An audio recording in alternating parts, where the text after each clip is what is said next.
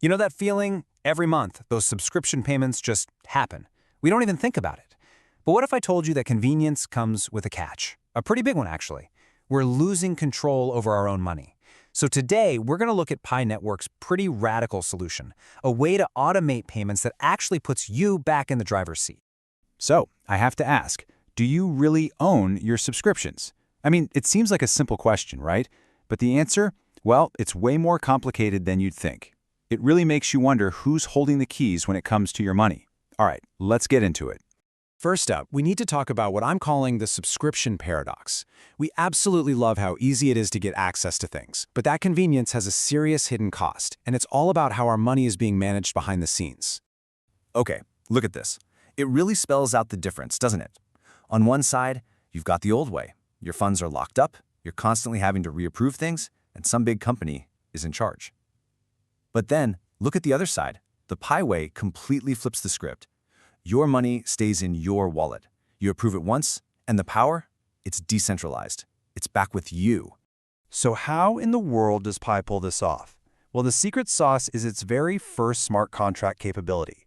And you can think of this as a brand new fundamental building block for their entire ecosystem. And there it is. This is the official announcement.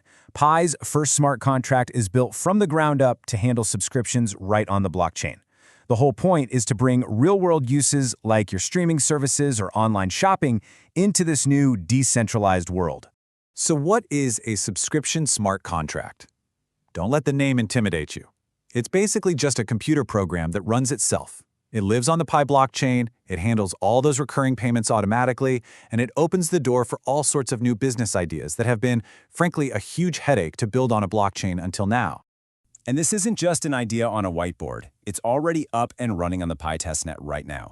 And, in the true spirit of Web3, they've put it out there as something called a Pi request for comment, or Pi RC2. They're basically inviting the whole community to come in, kick the tires, look at the code, and help make it better. Okay, so we've covered the what and the why, but how does this thing actually work? I mean, how can something be automated and still give you total control? It sounds a little contradictory, right? So this graphic from Pi's own docs really lays it all out. Yeah, I know, it's in French, but don't worry, I'll walk you through what's important here. It basically shows that, for you, the user, you've got total control of your cash. For developers, it just makes things way easier. And you can see the focus is on everyday stuff like e-commerce and streaming, and the whole thing is secured by the community looking over it.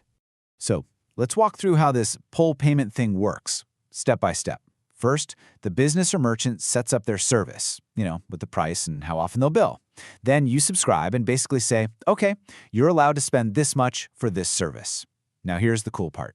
The smart contract only pulls the payment from your wallet right when it's due, not a second before. And the best part? You hold all the cards. You can cancel or turn off auto-renewal literally whenever you want. This is the absolute key, and it's a direct quote from Pi Network. The approved funds remain in the wallet until charges are actually processed. Think about that. You're not sending a year's worth of subscription money into some corporate account. You're just giving permission. Your money stays right there with you until the very moment the bill is due.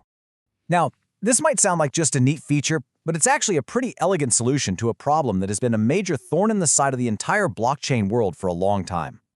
You see, other blockchains have definitely tried to do recurring payments.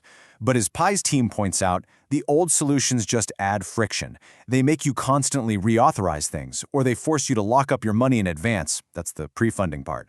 Or they make developers build these clunky, complicated off-chain systems. Pi's model aims to get rid of all that baggage. And when you look under the hood, you can see just how smart this design is. For instance, no charge drift just means your billing date won't randomly change on you. It's always predictable. Failure isolation is also huge.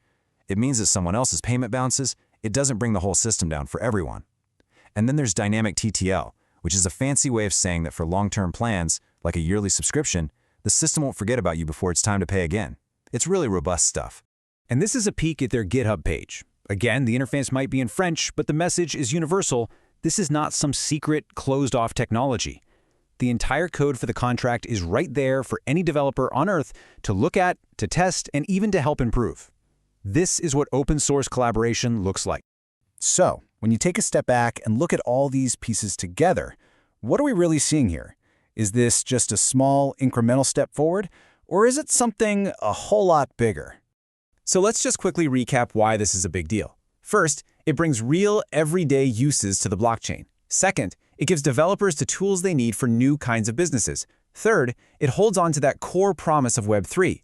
You control your wallet, you control your money. And finally, the whole thing is being built out in the open, checked by the community and the pros.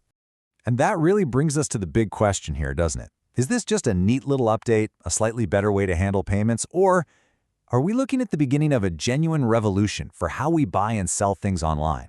You know, a real shift in power away from the big platforms and back to us. I'll leave you with that thought. What do you think?